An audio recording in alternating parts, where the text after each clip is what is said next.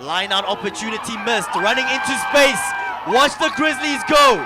Great support line. Absolutely beautiful tackle by Keith. Not just scoring hat tricks, putting in a defensive shift as well. Just his ability to run into space, contributing with great carries as well. Quick feed, spreading that ball. Not finding.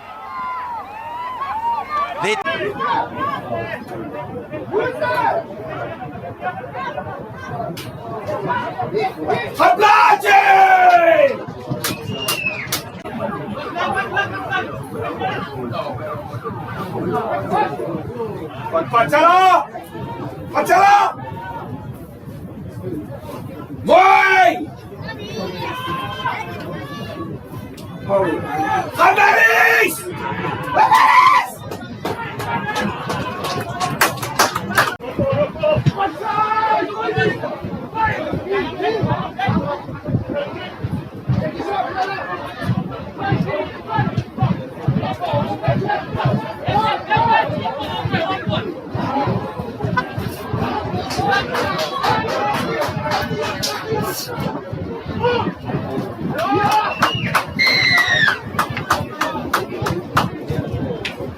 Klap, ou Arlaars in die Volksmond.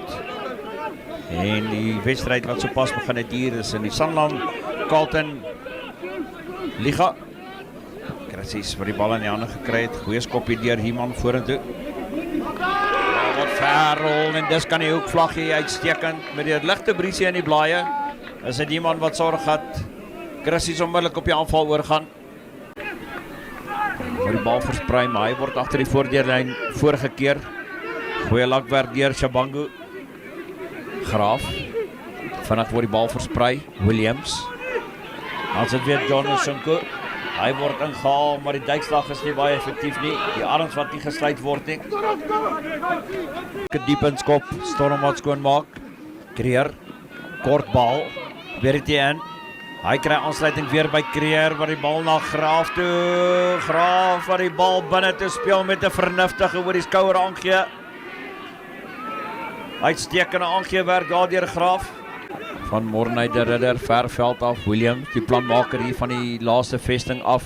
Hy som die situasie op, ons skop die bal daar in die kassie en in die oorkant. Gaan hy oor die kantlyn spring? Nee. Toch Gracies, dan word hy die pad uitgehaal en hierdie keer kan ons 'n kaart verwag sekerlik. Daar was voor